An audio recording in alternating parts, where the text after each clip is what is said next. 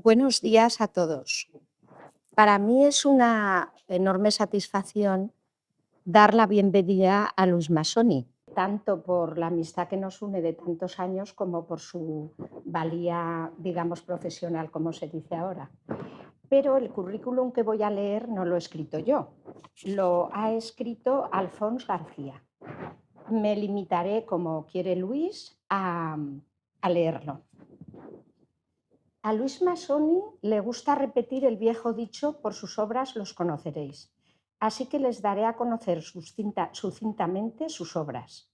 Luis Massoni estudió en el Instituto Luis Vives de Valencia y en la desaparecida Escuela Superior de Bellas Artes de San Carlos, aunque su verdadera introducción en el arte fue anterior, de niño, y de la mano de su tío abuelo, el pintor valenciano Manuel Benedito. Tanteó tendencias modernas, pero se curó del sarampión vanguardista cuando en 1970 abrazó en solitario una figuración tan exigente que, por insólita, algunos la tomaron por vanguardia. Desencantado de la frivolidad que confunde la novedad con el arte, rechazó el oro industrial que le ofrecían las galerías más punteras de España por fabricarles cuadros a su gusto, y se refugió en la tradición del retrato, buscando la fuente y recelando de la última corriente. Ha dedicado muchas horas a la enseñanza del dibujo e, igual que necesita pintar, gusta de escribir y dar conferencias sobre el retrato y el arte. Cada día dibuja y pinta, y también colecciona arte, claro. Y como los intermediarios del arte no fomentan por lo general el amor a este, sino la codicia inversora, se embarcó hace ya años en su propia galería, recoleta y henchida de ideales. Durante 24 años promocionó a artistas jóvenes y también, y sobre todo, se dedicó a la recuperación del pintor Ramón Gaya. Además de todo lo dicho, Massoni ha sido un activista público infatigable, que es el atributo imprescindible para tal empresa. Vio venir el desastre climático. Ahí están, a partir de 1991, sus artículos de prensa, y clamó por la defensa del patrimonio artístico desde plataformas, asociaciones y más artículos. Ha expuesto retratos varias veces en Bilbao, Pamplona, Barcelona y Madrid, y muchas más en Valencia. En su ciudad, en 1991, la Obra Cultural de Ibercaja le dedicó una exposición antológica. En 1999, el ayuntamiento le organizó otra antológica en el Palau de la Música. Pero su exhibición más copiosa, con un total de 130 obras, algunas traídas de varias ciudades, se vio en 2024 en el González Martí, y precisamente fue su comisario, Alfons García, autor de este breve currículum. Habría que decir tantas cosas de Luis, y hemos vivido, aquí hay personas a las que ha retratado, y yo también tengo un cuadro suyo de mi hija, y en muchísimas familias, como sabéis, en muchísimas casas valencianas, esos retratos de familia tan bonitos. Yo quiero oír a Luis y con esto he terminado. Gracias.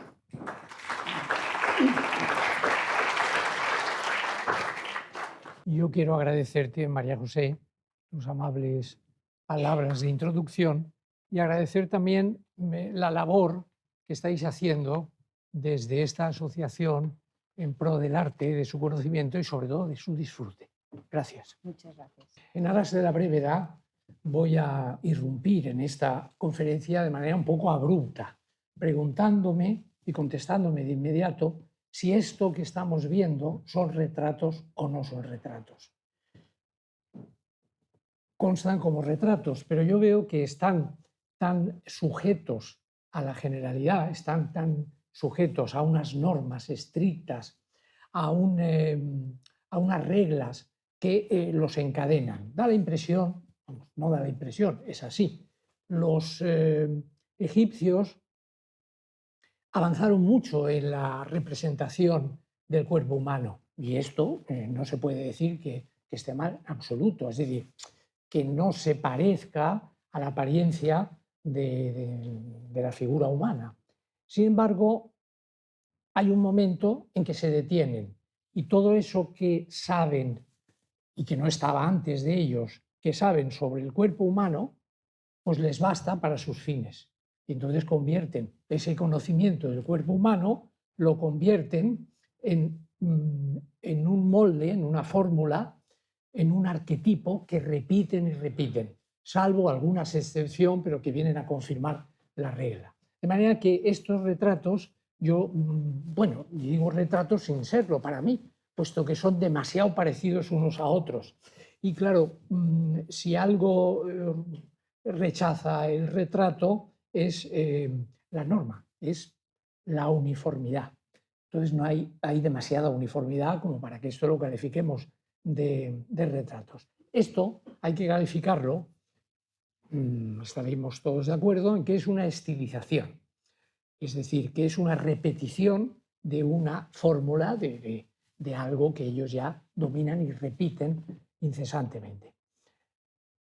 Vemos a la derecha, aquí, ya es un kouros, o sea, una figura del principio del arte griego. Al principio los griegos copian los esquemas, lo estáis viendo, frontalidad, rectitud, en fin, hieratismo, una pierna más avanzada que la otra, de los egipcios. Pero cogen los griegos el punto en el que se detuvieron los egipcios y a partir de ahí comienzan a avanzar. Comienzan a avanzar significa que comienzan a observar de nuevo, a observar toda la variedad del cuerpo humano y, en fin, de la realidad.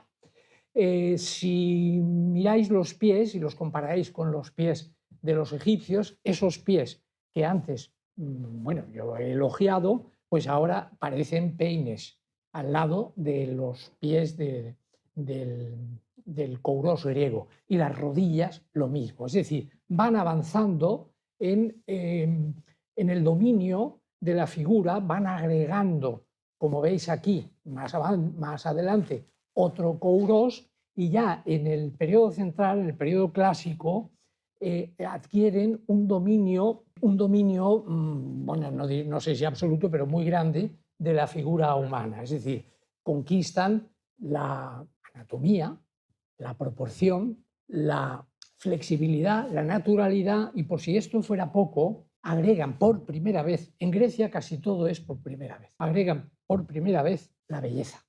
Es decir, buscan decididamente la belleza. Antes el arte no tenía noción, no tenía ese propósito. Los griegos sí. ¿Cómo consiguen esa belleza? Pues eliminando las imperfecciones de la realidad. Es decir, a partir de un naturalismo, a partir de un realismo muy creíble, a partir de eso agregan la belleza, eliminando, ya digo, las imperfecciones. Entonces estas figuras pertenecen a un mundo como mejor, como superior, y es lo que se llama idealización. Es decir, los egipcios hacían estilismo y los griegos van a idealizar. A continuación estaréis viendo una cabeza muy hermosa que pertenece a esa idealización. Es decir, esta cabeza no es un retrato, no es un retrato, es una cabeza demasiado ideal, demasiado hermosa, demasiado pulimentada. Y a la derecha sí que vemos ya en el tercer periodo, en esta figura de hombre, ya vemos un verdadero retrato. Un retrato que viene al mundo en el último periodo, o sea, en el periodo helenístico. Aquí sí, aquí vemos ya el realismo. Y es un retrato porque reproduce las facciones irrepetibles de un individuo. Además, añaden, también por primera vez los griegos, la representación del pathos. El pathos es palabra griega que traducida significa pasión, es decir, la reproducción de las pasiones, de los sentimientos humanos, de los afectos, de los estados de ánimo. Y vemos que aquí el estado de ánimo es un tanto desasosegado. Fueron los romanos los que heredaron ese gusto de la última etapa del arte griego por el retrato. Y lo vemos aquí a la izquierda, en un patricio romano que porta los bustos de sus ancestros, de sus antepasados. Y a la derecha ya vemos el verdadero retrato puro y duro, a ras de tierra, realismo romano, el retrato de Vespasiano. Vespasiano es el emperador romano que vive en el siglo I después de Cristo. Me viene al pelo citarlo porque contemporáneo suyo fue Plinio, nada menos. Plinio fue un escritor romano que escribió un libro importantísimo que es La historia natural, en 4 partes. Y una de las partes la dedica completamente a el arte. Por él sabemos, por esa parte, conocemos Vida y Milagros de los artistas griegos y latinos. Y en el apartado que dedica al retrato, nos dice, lo comienza así: lo cierto es que la pintura de los retratos, por la que se transmiten a la posteridad representaciones extremadamente fieles al original, ha caído totalmente en desuso. Atención a esta pequeña introducción, porque es pues, el testimonio escrito más antiguo que se conoce, aparte de otro testimonio anterior, que es el de Cicerón. Y aquí hay una definición del retrato: representación extremadamente fiel al original para el recuerdo. Esta es la definición que hace Plinio hace 2000 años sobre la naturaleza del retrato. Bueno, yo me propongo en esta conferencia también separar polvo de grano, ¿verdad? Porque hay mucho polvo en esto y mucha paja en esto del retrato. Quisiera poner un poquito de orden en este desafuero en el que vivimos hoy en cuanto a conocimiento y definición de lo que sea el arte. Más adelante nos dice Plinio: no voy a dejar de mencionar la locura que reina en nuestra época en el terreno pictórico. El emperador Nerón ordenó pintar un retrato suyo de medidas colosales en un lienzo de 120 pies, insólito para el momento. Se escandaliza Plinio de esa desmesura, de esa extravagancia de Nerón, yo también, por 2 cuestiones. Una, por una cuestión de escala. La escala normal es la de Goya, es decir, las cabezas o a su tamaño o un poquito menores, nunca, en fin, colosales, como dice Plinio. Y la otra cuestión es que este texto, que está escrito, ya digo, hace 2000 años o casi, se podría aplicar perfectamente a esto que vais a ver. Esto es plena actualidad. Esto es un retrato del hiperrealismo americano que surge en 1970, y esto no es una fotografía, esto es una pintura hecha a mano, copiando, por medios además mecánicos, de una fotografía. Claro, esto a mí me parece una estupidez, porque sustituir la visión de la realidad con todo el enigma que encierra y que ha sido siempre y debe seguir siendo la fuente de inspiración del artista, sustituirlo por una versión mecánica, de objetivo mecánico, que instantáneamente es cierto y es muy útil, no tengo nada contra ello, pero sí con la utilización de la fotografía en el arte. Es decir, sustituir esa visión plana, quieta, fría y muerta por la realidad me parece empobrecer las cosas, bueno, muchísimo. No, completamente. Es decir, esto tengo que atacar directamente el uso de la fotografía y en eso voy a ser implacable. Yo podría aportar aquí el testimonio de muchos escritores que desde el origen de la fotografía condenan esa utilización. Pues Baudelaire, Odilon Redon, pero me voy a limitar a citar este testimonio de Alfred Stevens, este pensamiento. Alfred Stevens, que era un pintor estupendo, belga, de la segunda mitad del siglo XIX, y que en un librito que escribió, siempre los testimonios de los artistas serios, tienen muchísimo interés, porque ven las cosas por dentro. Y dice: la fotografía produce ese parecido común y ordinario que puede apreciar cualquiera, pero solamente el pintor penetra en lo íntimo del modelo y halla la radiación de la fisonomía.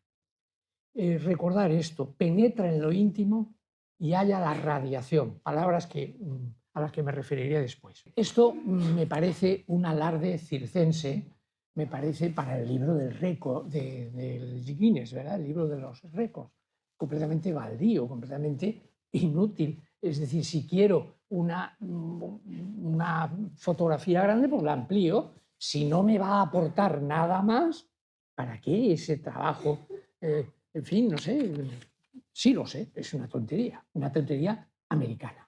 Ahora estamos viendo la parte superior de una momia. Pertenece esta momia junto a más de 1000, casi todas encontradas en la parte norte de Egipto, muy al norte, en un oasis. El territorio se llama el Fayum. Y se encontraron a finales del siglo XIX estas momias y sorprendieron y nos siguen sorprendiendo. Pertenecen a esa zona que fue poblada por una serie de emigrantes griegos que fueron allí, se establecieron allí durante el siglo I, II y III después de Cristo. Y para los enterramientos más humildes, porque esto es más barato que el sarcófago, pues aplicaban esa pintura en el rostro. ¿Por qué lo hacían? Pues lo hacían, esto, bueno, por las creencias de los egipcios. Creían que la representación fidedigna del rostro del difunto permitiría que los reconocieran los dioses, hiciera las veces como de salvoconducto y los reconocieran y les dejaran pasar, por así decir, a la vida de ultratumba. Entonces, estos pintores funden las aportaciones de la desaparecida pintura griega, que son la proporción, el volumen con algo de claroscuro y la representación del brillo que veis en la parte de la corona esa, del laurel, que brilla mucho. Todo eso no estaba en la pintura egipcia. Funden además esto con el gusto por el retrato romano, por el realismo y por los usos funerarios que ya os he dicho. Y el resultado es espléndido, es un resultado pues, inédito y muy, muy subyugante. Y yo me pregunto, ¿cómo es posible que estas cabezas, que son unas sencillas cabezas, nos hechicen tanto? Es decir, que cuando las ves, pues te subyugan, son muy atractivas. ¿Y por qué? ¿Por qué eso? Y estos son verdaderos retratos. Notaréis que no se confunde uno con otro. Todos tienen su propio carácter. Mirar esta dama, qué cabeza tan misteriosa. Se han conservado relativamente bien.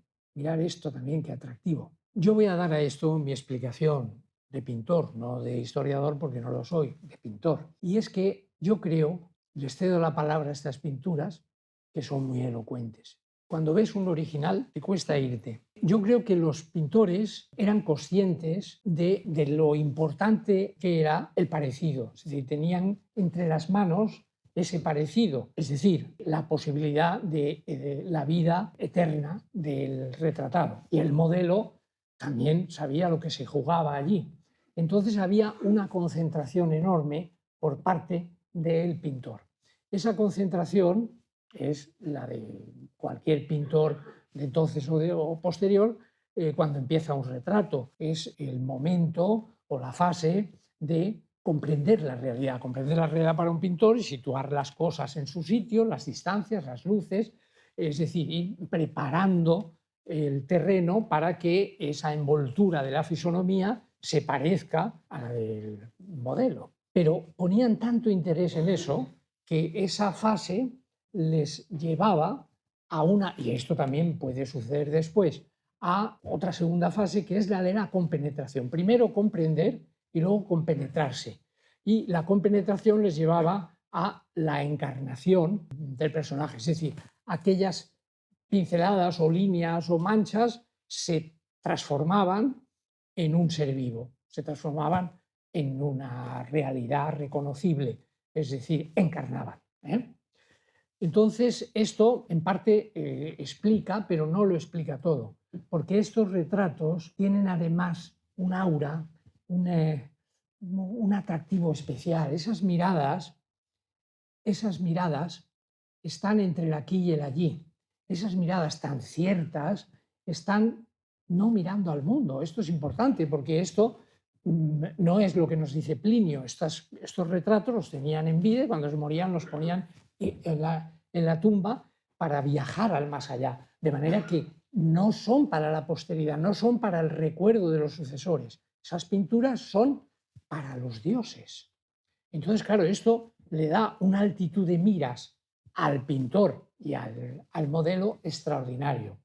Entonces yo creo, y esto es lo que da título a la conferencia, aunque les he de confesar que no he conseguido estar a la altura del título. Es decir, que, bueno, pues ya lo resolveré en otra conferencia y sobre todo lo resolveré para mí. Y es que, claro, trato de explicar lo inexplicable, pero no lo he conseguido. Por lo menos explicar hasta donde uno puede explicar. De manera que la sublimación viene en un tercer estadio, en una tercera parte. Es decir, estas cabezas tienen comprensión, compenetración, que quiere decir que están muy vivas, que son carnales, que nos miran, que siguen respirando después de 2000 años, y luego tienen algo más. Y ese algo más es al que llamo yo sublimación. Yo me había montado una teoría sobre esto, pero a última hora me la desecho porque no me parece que esté bien fundamentada. Simplemente señalo que hay algo más en estas miradas que la compenetración o la encarnación. Están muy vivas, pero están muy vivas de vida. Es decir, que esa compenetración en algunos retratos, en todos los que he enseñado desde luego, impregnan la pintura de una vida oculta, de algo más, del espíritu, de lo invisible, o sea, se va de lo visible a lo invisible, y eso, claro, es absurdo, yo no puedo pintar lo invisible, ni esos pintores tampoco, pero sí al tener, ya digo, esas luces largas, esa aspiración a la eternidad, algo del espíritu, como merecimiento, no voluntariamente, como ocurría en la estilización egipcia o en la idealización de los griegos o en el realismo romano. No, eso es un merecimiento. Esa extremada concentración y el tener presente un más allá de la realidad, creer que la realidad es más de lo que enseña, es lo que permite que se impregnen estas miradas de algo que yo no sé lo que es, pero desde luego que está activo, una especie de energía, una energía vital profundísima. Y esto va a suceder en algunos pintores, de los mejores, y en algunos de sus retratos, no en todos. Bueno, son unas cabezas extraordinarias, mirar esta cabeza. Además es que podría firmarlas cualquier gran pintor, mirad qué cabeza, y qué distintas unas de otras. Aquí en el cuello hay una especie de mensajito para el más allá. No sé exactamente lo que dice, pero es un recadito para los dioses, que es una cosa muy tierna. Bien, con la decadencia del Imperio Romano, el retrato se va desvaneciendo y ahora estáis viendo un retrato áulico, precioso por otra parte, que pertenece a Rávena y representa a Teodora y su séquito. Veis que ya el retrato se bate en retirada, es decir, que aquí ya esa precisión, ese realismo romano, pues ya no lo veréis. Eso se sustituye por una elegancia, por un decorativismo, se vuelven las figuras a aplastar en el plano, vuelve ese hieratismo anterior a Grecia, y bueno, pues está muy bien. Veréis que, claro, el sistema tampoco da para mucho más, que son los mosaicos. He puesto a Teodora para que veáis el sistema. Este tipo de enfoque bizantino pues va a dar en los iconos. Los iconos aún son más repetitivos y en los iconos, desde luego, ya aquí hay aún un rastro de observación. Aquí ya no se observa la realidad. La realidad no existe, no copian, no miran. Entonces, ¿qué es lo que se mira aquí? Los iconos anteriores. O sea, los pintores de iconos copian iconos anteriores. En la Edad Oscura, en la Edad Media, pues claro, ya ya no hay ni rastros. A ojos vistas esto es un gran empobrecimiento. De manera que aquellas figuras apolíneas que hemos visto en Grecia se han quedado en este paupérrimo esquemita de la izquierda, y lo otro es hasta desagradable de mirar los pies, mirar las bocas, es decir, no tiene ni la chispa de la ingenuidad de los niños, ¿verdad? y tampoco tiene el encanto de la artesanía, es verdaderamente triste. Con estos mimbres el retrato ha desaparecido completamente, pues no sé si durante, no lo sé, porque no soy historiador, pero por probablemente 9 siglos no hay retrato. Estamos ahora en Florencia, en el siglo XIII, y esta es la parte superior de un Cristo de Cimabue, famoso pintor florentino que practicaba el bizantinismo. Mirar el sistema, qué artificioso es todo, mirar el sistema de hacer narices, donde ha puesto la oreja, en fin, es siempre lo mismo. Es una fórmula, como ocurría también en el arte egipcio, una repetición. Contra esta viciosidad del arte bizantino va a levantarse un genio en el siglo XIII que fue discípulo de Cimabue, que era Giotto di Bondone. Giotto rompe con ese vicio y vuelve a entrar en las pinturas, en sus grandes murales, vuelven a entrar, pues vuelve a entrar la vida, no sé, el temblor, el pálpito, el movimiento, la agitación. Y además tiene mucho mérito porque recupera los valores del arte griego a su manera, sin haberlo visto, porque la pintura griega había desaparecido. Es decir, la proporción es un volumen, una especie de claroscuro incipiente, pero eficacísimo, y el pathos, aquello que hablé antes, la representación mediante los gestos de los estados de ánimo. Mirar la presencia que tiene Cristo, es el prendimiento, mirar el gesto de acusación de este, el enojo del otro. Es decir, esto es una maravilla. Este hombre es tan bueno como pueda ser Rubens, es un gran narrador como pueda ser Tintoretto. Es decir, su estimación desde el siglo XIII no ha bajado. Todas las generaciones dicen y decimos amén ante este extraordinario genio. Es un pintor de murales, es un pintor narrador, nos cuenta historias, inventa situaciones, se explica muy bien, con gran expresividad. Nos dice Cenino Cenini, que es el autor del segundo tratado sobre pintura, escrito en 1237, nos dice Giotto, nos dice Cenino Cenini, es un libro precioso. Giotto tradujo el arte de la pintura del griego, o sea, del bizantinismo ese que hemos visto, al latín, tornándolo moderno, y alcanzó un arte acabado como nadie jamás tuvo. Y es verdad. Y más adelante, en ese libro, aconseja a un aprendiz de pintor, le aconseja diciendo, ten presente que el guía más perfecto y el mejor timón es la puerta de triunfo del copiar del natural. Este supera todos los demás modelos y puedes confiar en él sin temor. Copiar del natural. A partir del siglo XIV y más aún en el siglo XV, hay un hambre atrasada por parte de los pintores por recuperar esa observación, ese asomarse a la realidad.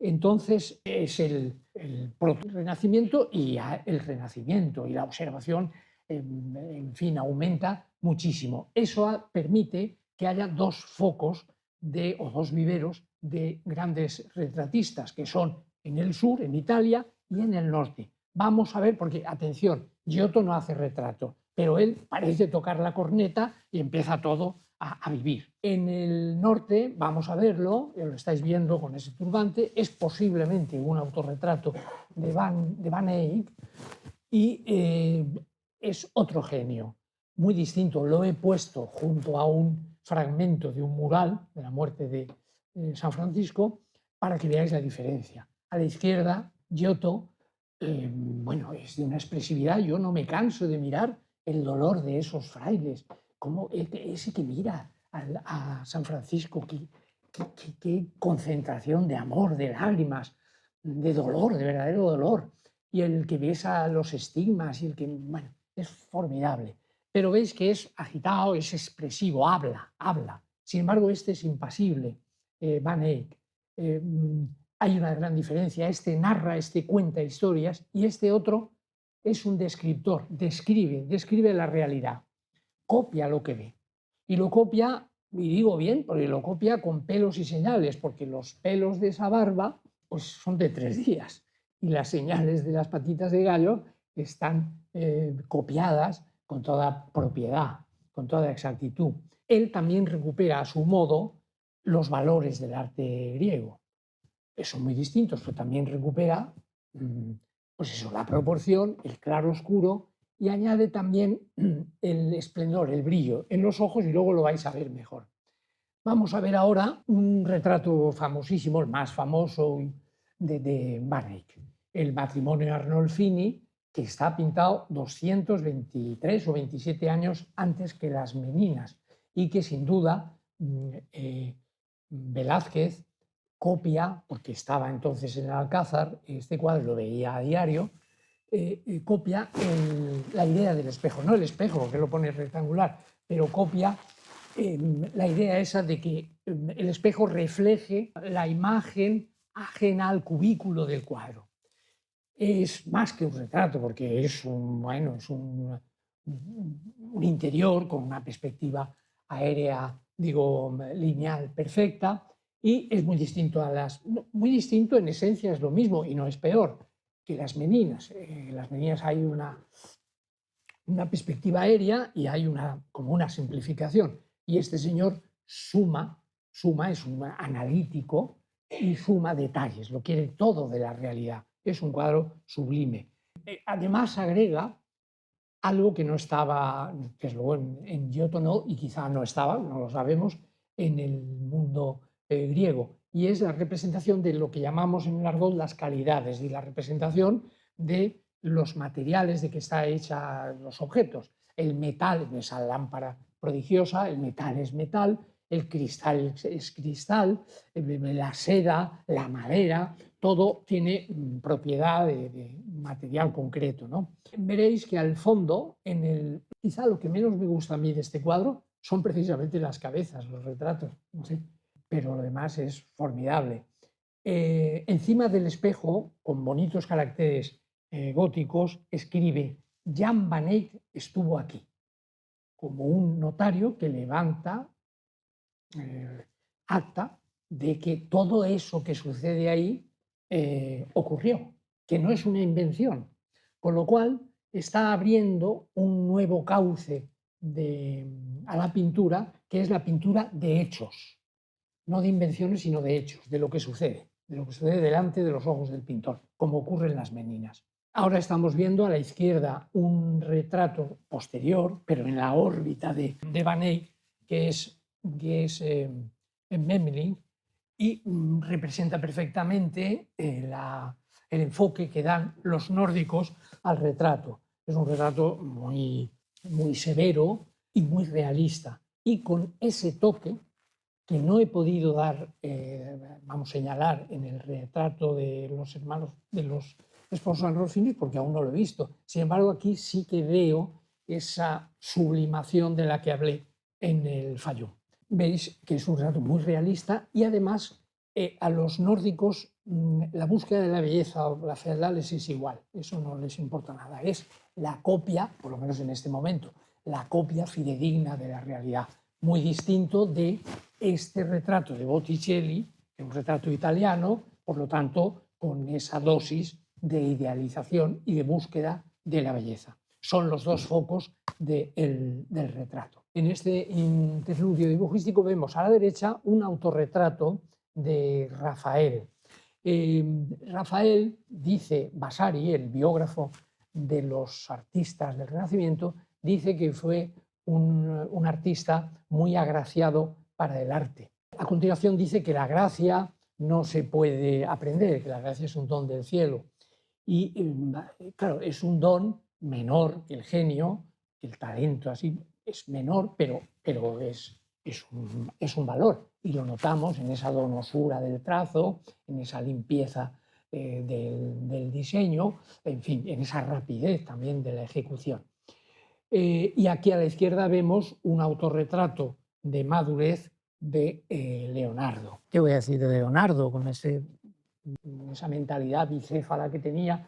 Por un lado, atendía, miraba, escudriñaba científicamente el mundo, y por otro lado, su mirada estaba pendiente del arte.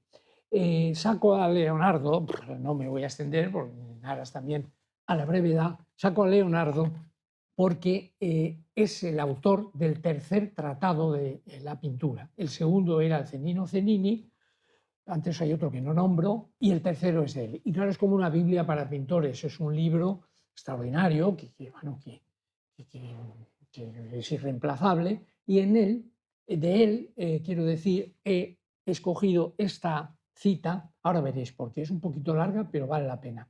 Hay algunos que miran a los objetos, está hablando a los pintores, a los objetos de la naturaleza a través de un vidrio, un papel transparente o de un velo, haciendo marcas sobre la superficie transparente, y a continuación ajustan sus bocetos, reformándolos aquí y allá para conformarlos a las leyes de la proporción, introduciendo el claroscuro, colocando en posición los tamaños y formas de sombras y luces.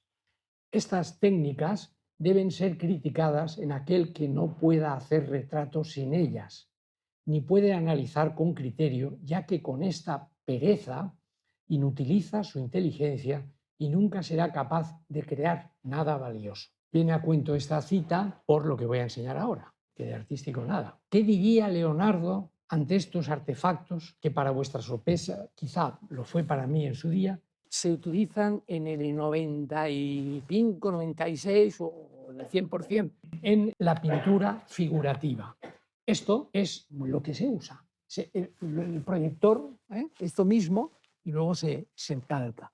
Es lo que dice, lo que condena Leonardo.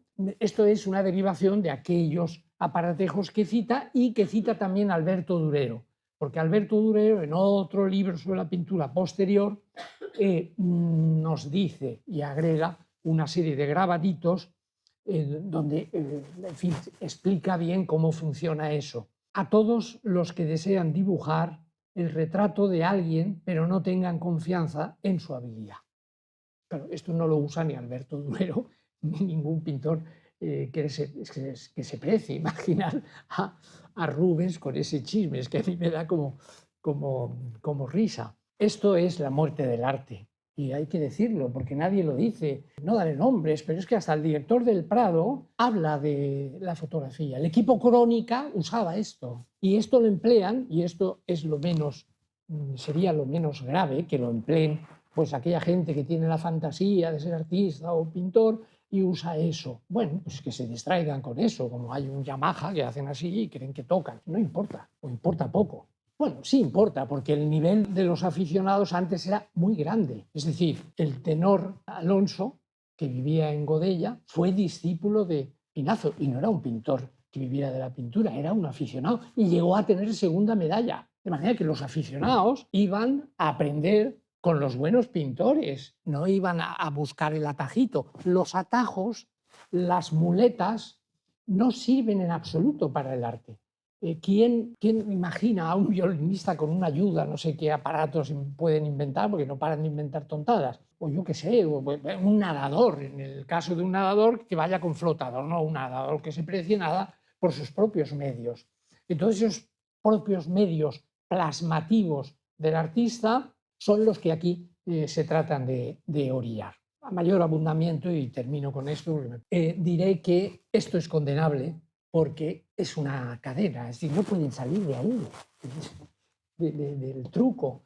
Entonces, con esos trucos no hay libertad.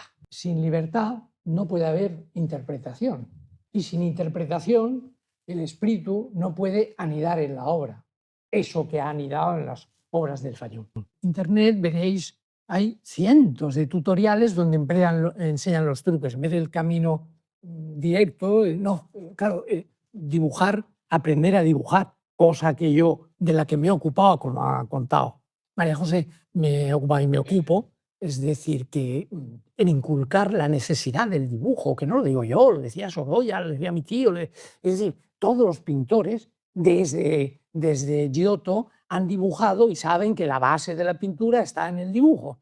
Bueno, pues hoy el dibujo es calcar. Y ahí veis, ahora enseño este cuadro de Leonardo, la joven del Armiño, no voy a hablar de él porque verdaderamente es un cuadro que refleja muy bien todos los desvelos y los logros de Leonardo, es una preciosidad, pero he focalizado la mano para que notéis, pese a que el cuadro es muy bueno, cierta afectación. Yo he intentado poner la mano en esa posición que es muy forzado. Lo señalo porque este es el preámbulo de algo que va a suceder a continuación en el manierismo florentino. Y veis a la derecha de un manierista florentino, algo posterior, que es Broncino, y veréis esa afectación también en las manos. En este momento, esa pureza que hemos visto en el Fayum, esa pureza que hemos visto en Van Eyck, en Memling, va a ceder a las demandas de la sociedad. Es decir, al retrato se le va a pedir pues una altivez, y una arrogancia, una elegancia también, un ingenio, subrayar los signos externos de riqueza material o de posición social, descuidando los signos internos de riqueza espiritual, que es lo que vemos en los retratos de El Fayum y que tomo yo. Los tomo como fundacionales porque es por primera vez, a mí que me enseñen algo anterior al Fayum que tenga esa dosis de fluvio, ¿verdad? De imán. Ahora estamos viendo El joven del guante, que es un cuadro formidable, que vino a España, yo lo he visto también en el Louvre, y que, bueno, puedes estar horas, yo por lo menos puedo estar horas absorbiendo misterio.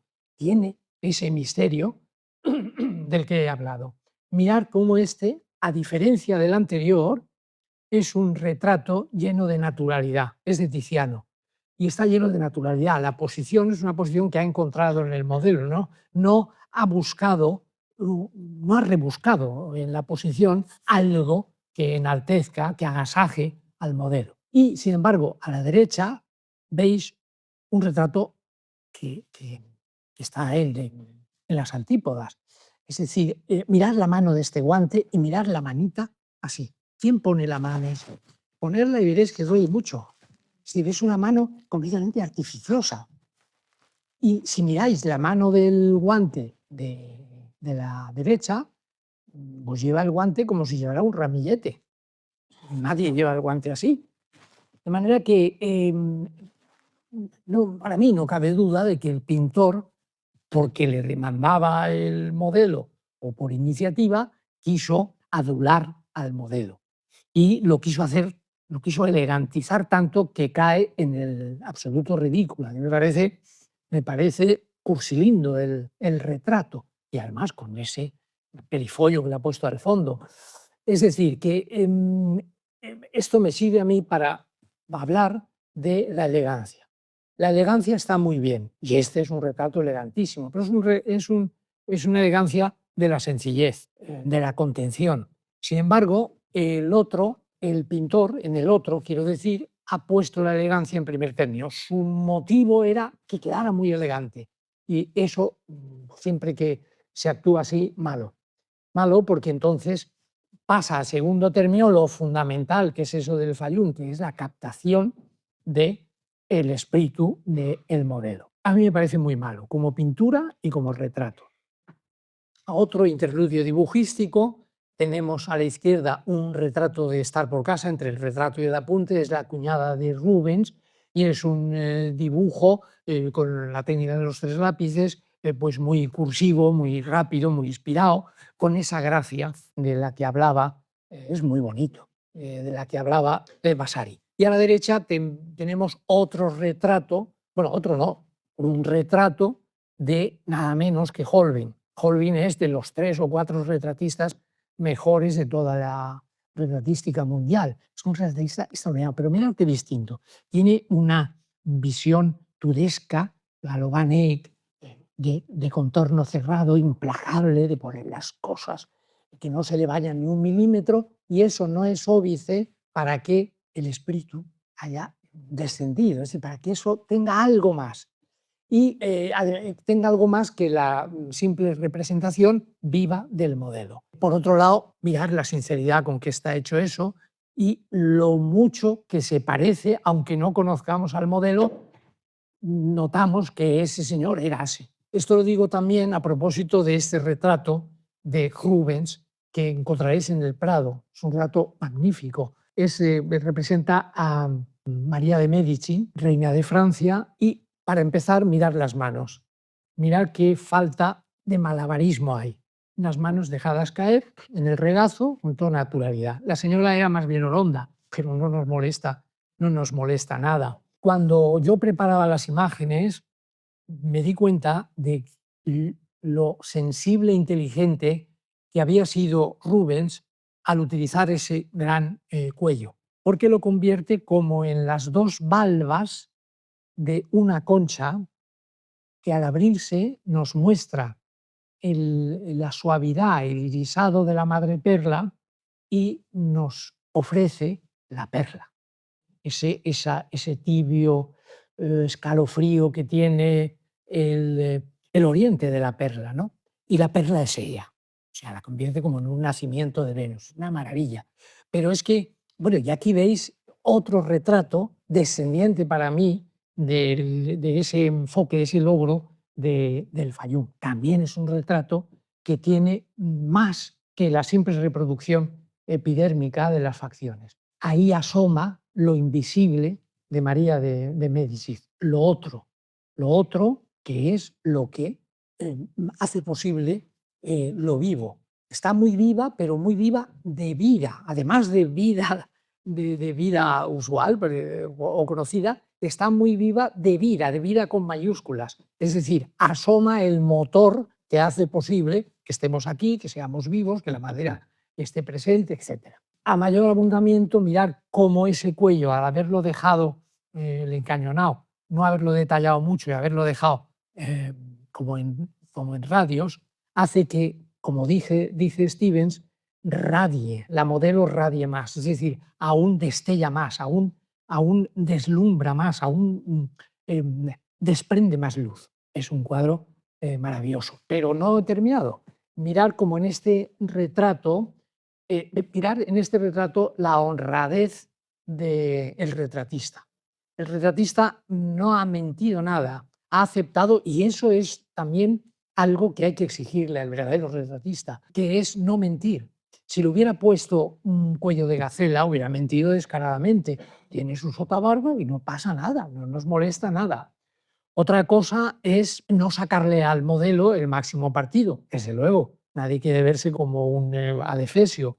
¿Y cómo se saca el mayor partido? Bueno, pues eso ya depende de cada artista, la distancia, la luz, en fin, eso ya es muy distinto para cada uno. Pero desde luego hay que aceptar la realidad tal cual es y sacarle el máximo partido. Pero no mentir, no poner lo que no existe, que eso es frecuentísimo. Veamos muy distinto del retrato de Rubens, este retrato de Velázquez, de su primera época, de los 17 años. Me viene bien por dos motivos. En primer lugar, para hacer ver, lástima que no haya aquí más gente joven, para hacer ver la necesidad de la disciplina del dibujo. Velázquez tuvo que aprender, tuvo que someterse a la disciplina, como el bailarín a la barra o como no sé, como el músico al violín horas y horas. Y hoy no se quiere eso, se quiere el atajo.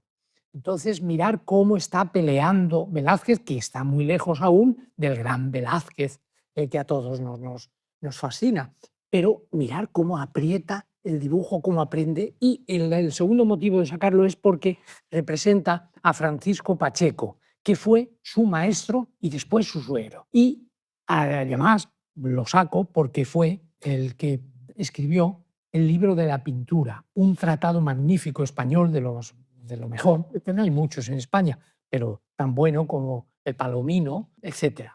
Y entonces, en el apartado que dedica al retrato, dice: lo primero que se me ofrece es averiguar si es parte esencial al buen pintar hacer retratos.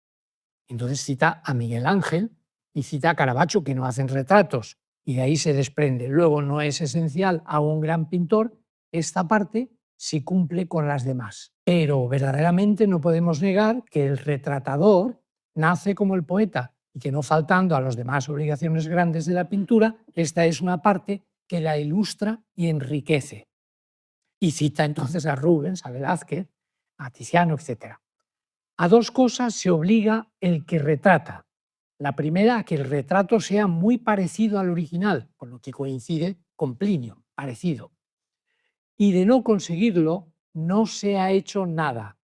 La segunda obligación es que esté el retrato bien dibujado y pintado con buena manera de colorido, fuerza y brillo. No voy a enmendar la plana a este sabio, pero sí voy a adaptar lo que dice a los tiempos actuales. Hoy el parecido es un riesgo, por la sencilla razón, porque la gente tiene como referencia la fotografía. La gente no va a los museos, o va, como sabe María José, muy poco, mucho menos de lo que debiera. Entonces, el referente que tiene es la fotografía, porque desde niños hay un bombardeo, estamos viendo miles de fotografías al día. Y entonces conseguir, que también consigue, bueno, un parecido, como dice Stevens, superficial, el que sea, pero a eso se conforma. Entonces, los pseudoartistas cogen la fotografía, la copian, la calcan, tal, y la gente, ay, sí, sí, es mamá, ay, sí, qué bonito, y ya está. Entonces, no. Hoy más que nunca hay que atender al bien dibujado y pintado con buena manera de colorido, fuerza y relieve. Y eso solo es posible si hay trato con el modelo. El retrato necesita trato, es decir, si se pinta del natural. Sí, termino con Pacheco. Dice que habiendo de faltar a lo parecido o a lo bien pintado, si no se pueden juntar ambas cosas, se cumpla con lo parecido, porque este es el fin del retrato. Insisto en lo mismo, hay que conjuntar las dos cosas. Y hoy hay que atender mucho a la veracidad del trato con el modelo. Dice que en los perfiles consistía la verdadera imitación de los retratos, es decir, que sin debuxo no se pueden conseguir, de suerte que los que fueren aventajados dibujadores, lo serán en esta parte. En este punto quisiera también hablar del papel del modelo. El modelo, en la ignorancia que hay hoy, con esta invasión tecnificadora, ¿verdad? No sé, que lo quiere invadir todo. La IA quiere ser también artista, quiere escribir libros. ¿Aquí? Entonces, ¿qué haremos los humanos? Es una cosa estúpida. Entonces, en esa galopante ignorancia, la gente da una foto a no se sabe qué y entonces le hacen una versión tristísima de aquello. Y ya está. Entonces, no, el papel del modelo no es ese. Yo aún peino canas, he conocido pues, una época en la que había un respeto y los modelos tenían ilusión y sabían cuál era su papel. De manera que el papel del modelo es el del sujeto de observación del pintor, pero sujeto paciente. Y el pintor es el sujeto agente. Y de la voluntad, de la ilusión, del deseo, del esfuerzo de ambos, surge una criatura viva que es el cuadro, que va a reflejar sobre todo al modelo, pero también a través de la sensibilidad al pintor. De manera que el modelo tiene que saber que el acto de hacer un retrato, la ejecución de un retrato, pertenece a un ritual milenario, muy serio, muy grave, muy alto, y que es una vulgaridad absoluta, eso de dar una fotografía y que te hagan ahí un póster.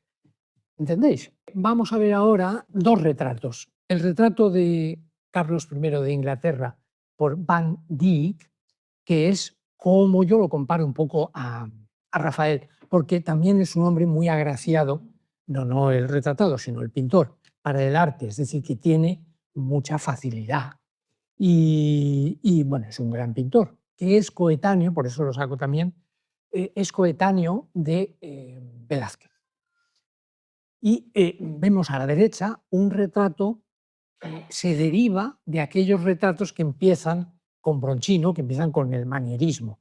Es decir, hay toda una etiqueta, hay unos códigos de comportamiento que vienen de, bueno, pero no me quiero extender, de Baltasar de Castiglione, del libro del cortesano, donde se normaliza las normas de comportamiento de los cortesanos, que tienen que tener, en fin, vestir de una manera.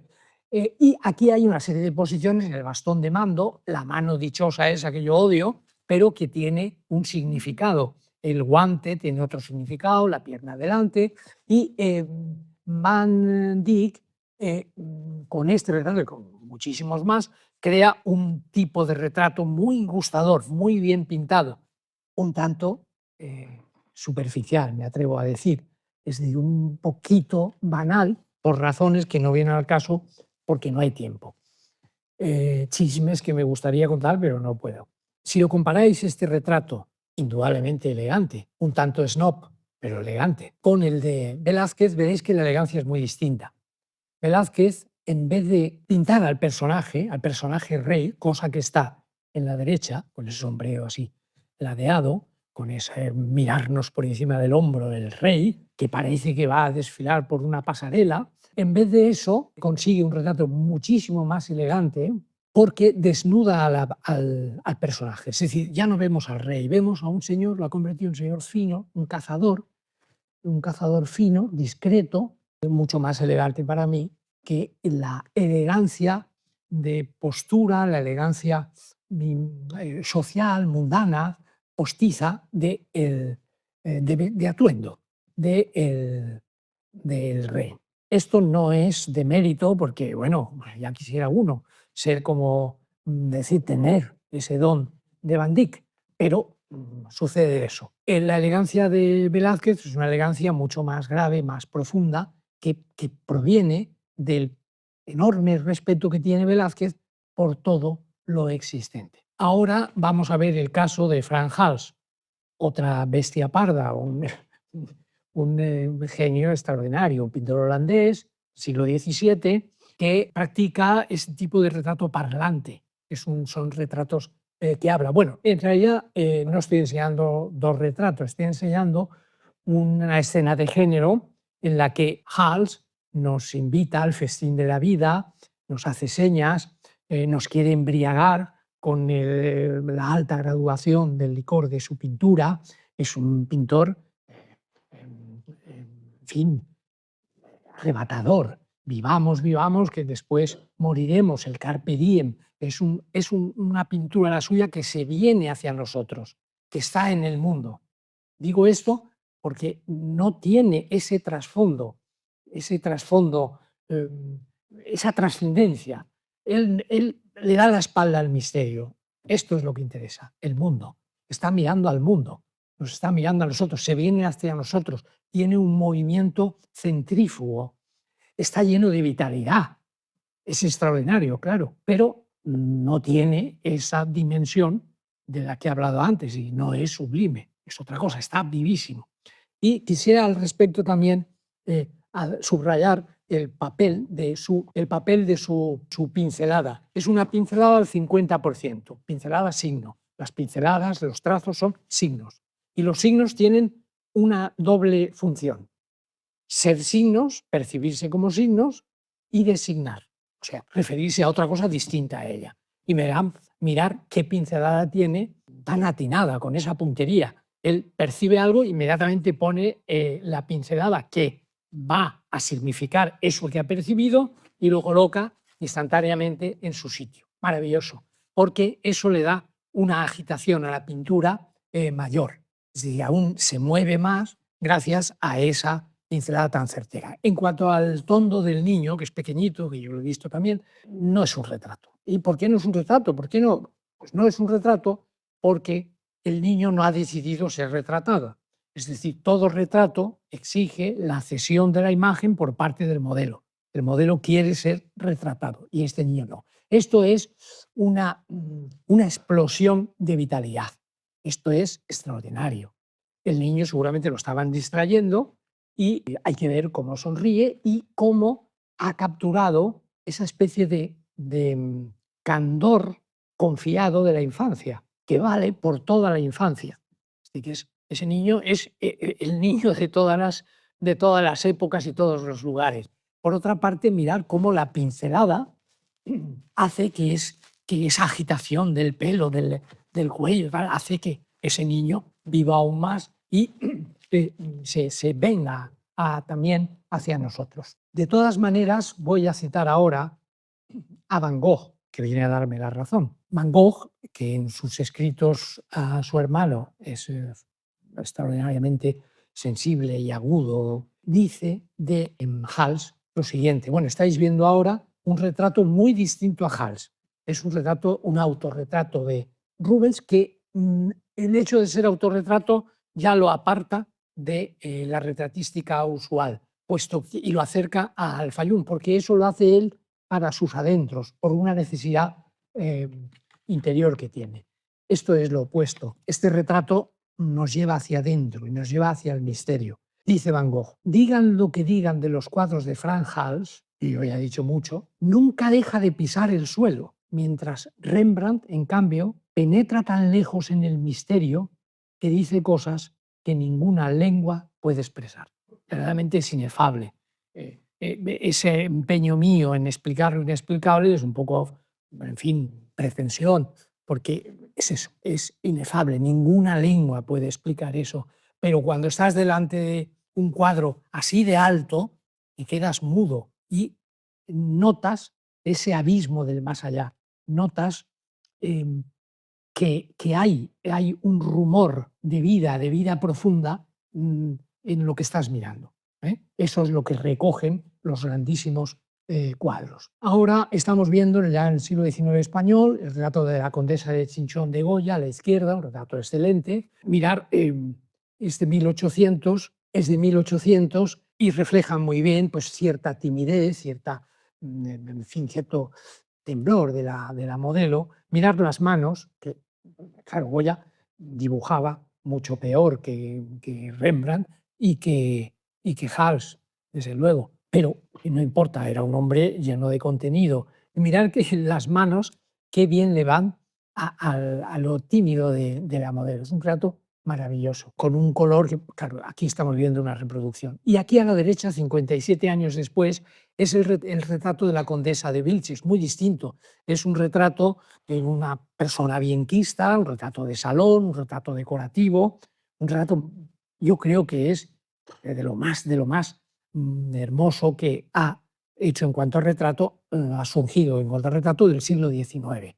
Además, muy adecuado. La condesa de Vilches recibía en su casa, escribía, se rodeaba de poetas, de pintores, y tenía, se ve, un carisma extraordinario. Y al propósito de eso, así como yo he condenado la risa, bueno, en Hals no la he condenado porque eran escenas de género, no importaba, pero en los retratos no hay ningún retrato de Velázquez con ni siquiera sonrisa.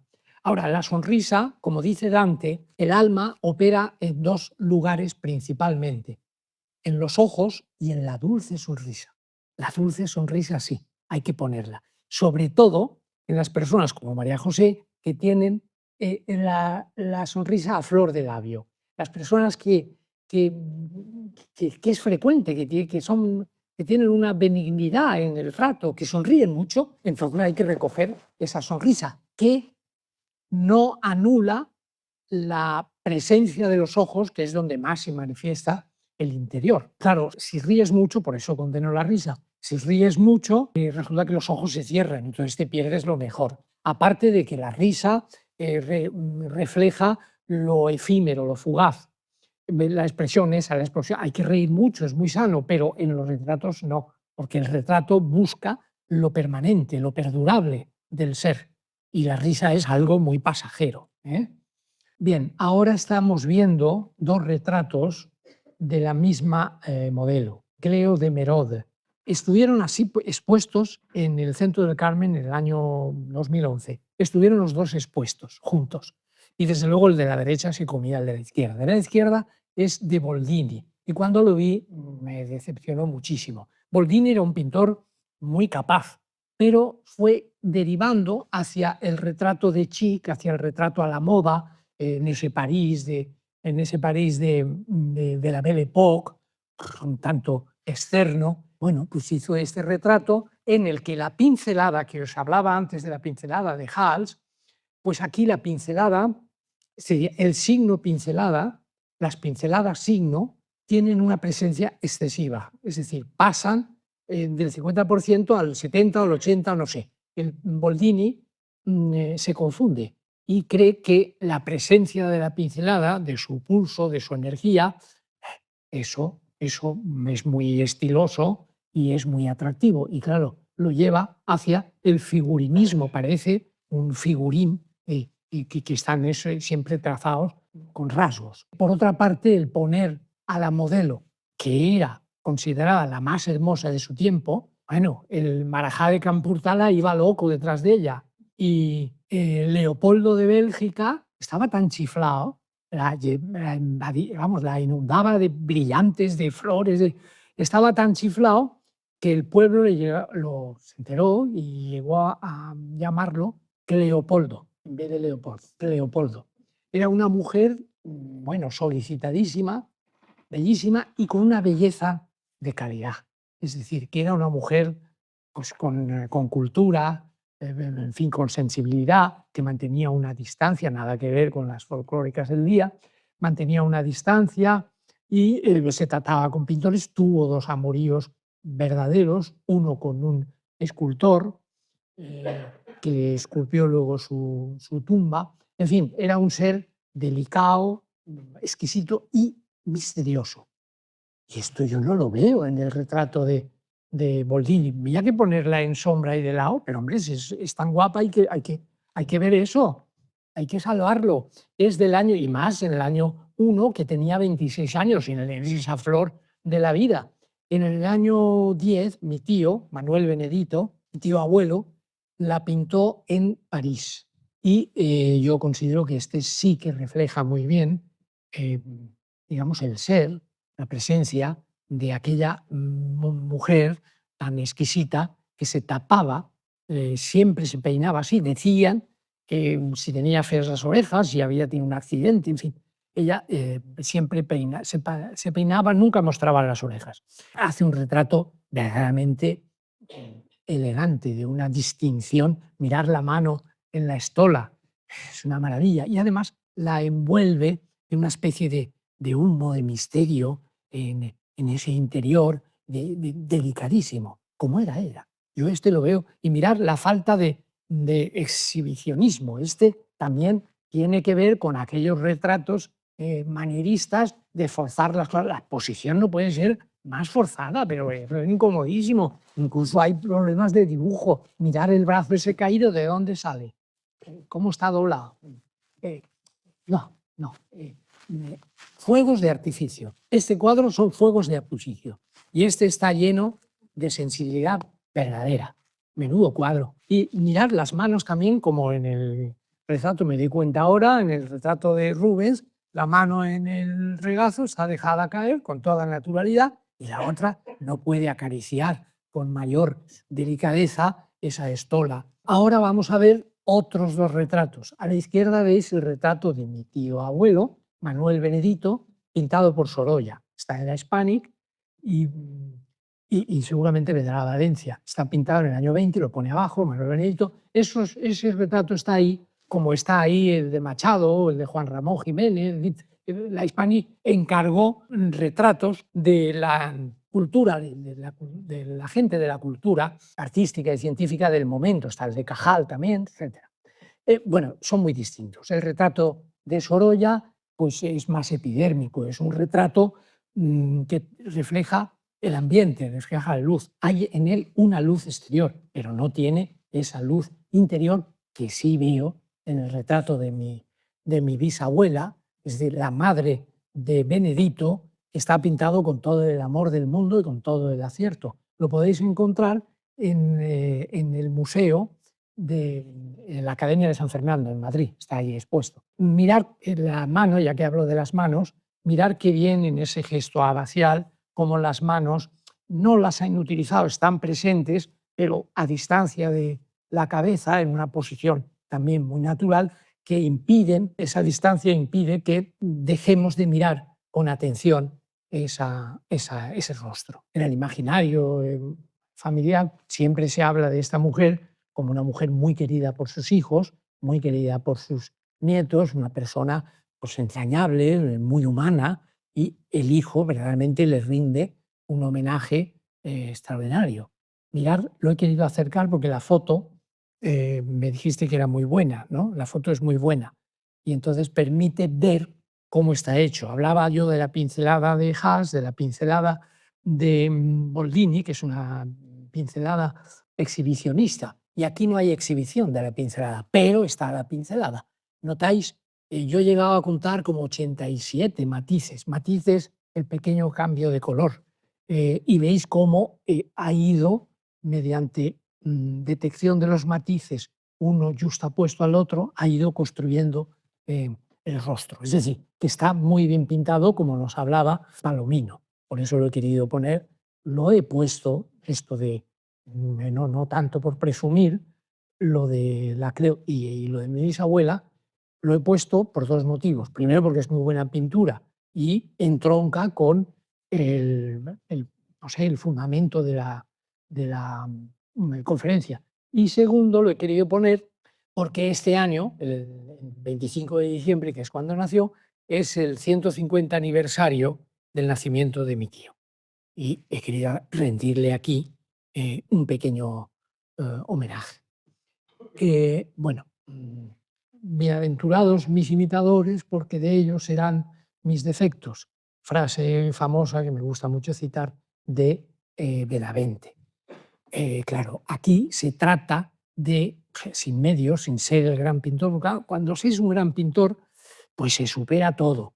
Pero cuando no, esto queda, pues eso, como aquel de los guantes, cursilingo, es de cursi a más no poder, de quiero y no puedo, retratos, que no digo los nombres, pero a mí me parece malo, es el retrato ese apariencial, adulador. Bien, se comprende que delante de estas cursiladas hubiera una reacción en el arte posterior y saco como dos ejemplos de esa reacción, el caso de Cézanne y el caso de Van Gogh. Yo no los saco porque sean los fundadores de la modernidad, en la que no creo. Creo que son lo contrario, son el canto de cisne de la gran pintura. Veamos el caso de Cézanne. Cézanne, y mira, me viene muy bien porque he señalado las pinceladas discretas de mi tío y esto tiene que ver con esa pintura, porque vemos aquí también la justaposición. La diferencia es que Cézanne era un pintor muy torpe, muy incapaz, dibujaba muy mal y este ya como retrato no sirve, pero como pintura sí, como pintura muy lícita y muy honrada. Es decir, que están, ¿veis?, justapuestas las manchas, esas manchas se corresponden con percepciones que el pintor ha tenido. Van Gogh también es amante del color, lo que pasa es que yo aún lo veo un pintor más tradicional, porque él cree en ese más allá de la realidad. Y para muestra, esta cita, sacada también de sus cartas, en las que dice: quisiera pintar a los hombres y a las mujeres con no sé qué de eterno de lo que en otro tiempo el mundo era el símbolo, y que nosotros buscamos por el centelleo mismo, por la vibración de nuestros coloridos. Es decir, a Cézanne el color le basta. Cuando distingo un color de otro, toco el infinito, dice. Pero a él es igual una manzana que una cara. Sin embargo, a este hombre en las caras ve esa trascendencia. Y el cambio de color, ese centelleo que dice, le interesa en tanto y cuanto le permite ahondar, como Rembrandt, en el ser humano. Con Picasso todo salta por los aires y aquí vemos un retrato de Vollard de la época cubista que a mí la verdad es que me hace gracia. Me hace gracia porque por una línea caricatural y extraña, todos esos añicos que han quedado, pues él los va recomponiendo y se parece. Es un parecido externo, ya digo, de caricatura, pero se parece. Lo que ya rechazo de plano es lo que veis a la derecha, que esto quiera ser un retrato. Hemos hablado y yo por eso he sacado testimonios históricos de eminencias de lo que es un retrato. ¿Esto qué es? Bueno, ya esto, yo, en fin, darme algo para que me calme, porque es que esto ya me pone... Pero ¿por qué no dejan tranquilo a Velázquez? Haz tu obra, haz lo que puedas, que es muy poquito en tu caso, claro, pero deja tranquilo a Velázquez. Pues de ese churro hace, pues no sé, 80 o 70, no sé, los que quieras, y todo el mundo aplaudiendo. Pero ¿qué es eso? Bueno, es una porquería, verdaderamente. Y no digamos de esto, es un cuadrito así que está en la Thyssen de Holbein, y que han ampliado, no digo nombres, porque es el pecado, no el pecador, a mí qué más me da. Pero esto a un tamaño, 2,5 metros y tal, pero pero es un aprovechamiento. Esto es decorativismo para el minimalismo este que se lleva hoy, y entonces es muy grande, te llena una pared y la gente presume de la firma que ha hecho esto. Picasso no tiene nada que ver. He querido sacar dos cosas de Picasso, esta que es como una parodia de la Belle Époque, llena de gracia. Esto es un juego, pero menuda gracia tiene este dibujo, porque Picasso sí que dibujaba, y hay que ir solamente al Museo de Barcelona para ver, en fin, lo dotado y lo preparado que estaba, y dibujaba como quería, y tradicionalmente dibujaba muy bien. Y aquí vemos con qué gracia hace ese retrato de Chip, figurista, pero sin las pretensiones de Boldini. Y a la derecha, de la misma mujer, su primera mujer, bueno, hace esto que yo lo vi en Madrid y me quedé mudo, porque aquí no luce, pero en el cuadro real, pues ves cómo hace una versión del neoclasicismo con una serenidad, con un peso, con una presencia extraordinaria, sin dejar de ser Picasso. Esto sí, lo de Bacon no, ¿estáis de acuerdo? Es que es una cosa que salta a la vista. Bueno, el retrato se ha ido por ese mamarrachismo abstractoide, se ha ido por ese aprovechamiento, digo el retrato actual, por ese aprovechamiento de los grandes maestros y por el fotografismo del que ya hablé y ahora vamos, recupero. Esto es de Dalí. Dalí es, y lo saco, porque Dalí es el responsable de que se haya legalizado como moneda de curso legal esa mentira, esa estafa del uso de la fotografía. Porque él en los años 50 y 60, en América, con aquel éxito que tenía a base de astracanadas y de ignorancia de los americanos que no saben nada de pintura, pues él va, a vida dólares, lo calificó el poeta surrealista, sino un amor al dinero desmedido a base de lo que fuere. Entonces, él decía que usaba fotografía y aquí la usa hasta tal punto que es una fotografía Kodak de aquella época, que pega ahí en el lienzo, y pinta esa tontería y la gente le aplaude. Yo lo detesto. Este hombre es falso de arriba abajo y además no sabía dibujar. Si tengo tiempo, dedicaré una conferencia al caso de Dalí y de Picasso. Nada que ver. Porque el lugar común es que, oh, sí, dibujaba muy bien. La pintura es baba de caracol y el dibujo es todo de fotografía. Él siembra el caldo de cultivo, crea el caldo de cultivo para que allí, como se puede usar la fotografía, pues claro, aparece Warhol con el pop art. Y pero esto en su taller, que ella llamaba la factoría, claro, era una fábrica, y venga a tirar porquerías de estas, que son fotos teñidas. Esto no puede ser nunca un retrato. Son fotografías manipuladas y puestas en circulación por toda esa maquinaria del marketing que tanto dominan los americanos y que ha inficionado todo el planeta. Porque hoy la gente compra pintura por inversión. Esto es muy triste.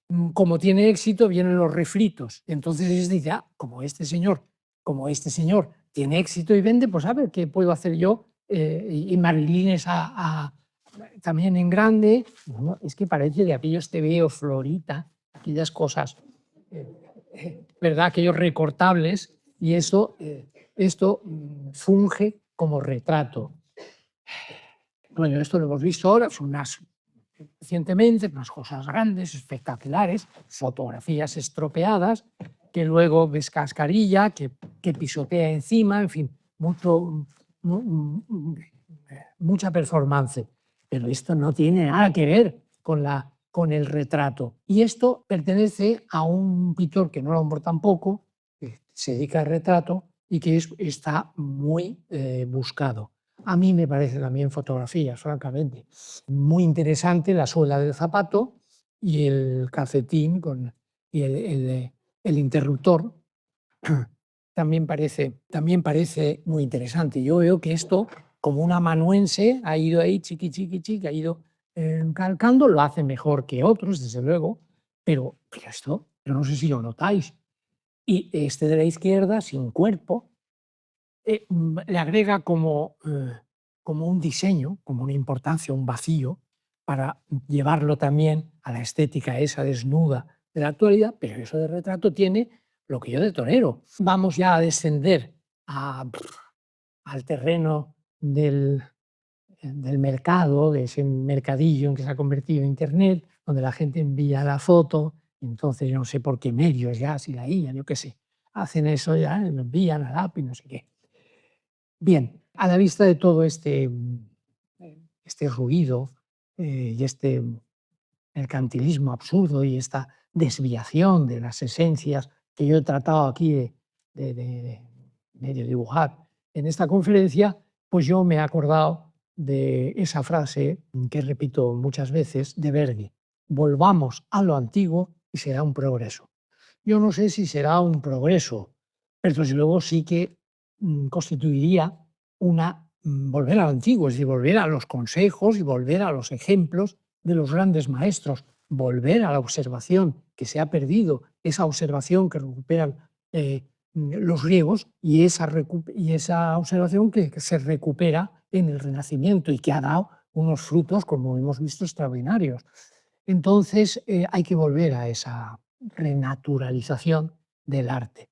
Yo, por lo menos desde el año 70, me fui apartando bueno, pues de esta corriente, tratando de buscar la fuente. Y la fuente está ahí. Y por otra parte, tampoco volver al pasado es imitar a los antiguos, no. Bueno, sí, hay que imitar, pero no sus obras, no sus resultados.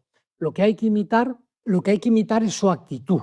¿Y cuál es su actitud? La de prestar atención a la realidad multívoca, versicolor, al versicolor de la realidad. A eso es a lo que hay que atender, como ya esta será la despedida, como estos dos retratos, este que a pesar de que está todo roto, mirad cómo late, mirad cómo nos mira, mirad el pelo, mirad la mirada, mirad el bozo y mirad cómo está también presente la pincelada y el cambio de matiz con los medios que tenían, que no era el óleo, que no permitían mucho más, pero a mí este retrato me sigue mirando. Yo veo ahí a una persona. Realmente, en cierto modo, sí que han salvado de la corrupción, como intentaban con la momificación, sí que han salvado del apolillamiento a las personas, porque este sigue viviendo, no sé si eternamente, pero sigue viviendo. Y a la derecha, como despedida, veis que los enlazo, porque este retrato que también tiene esa luz interior, esa especie de, no sé cómo llamarle, de fluvio interior, ese resplandor mejor, viene, como he intentado demostrar sin conseguirlo, de Al-Fayum. Y con esto ya os dejo. Muchas gracias.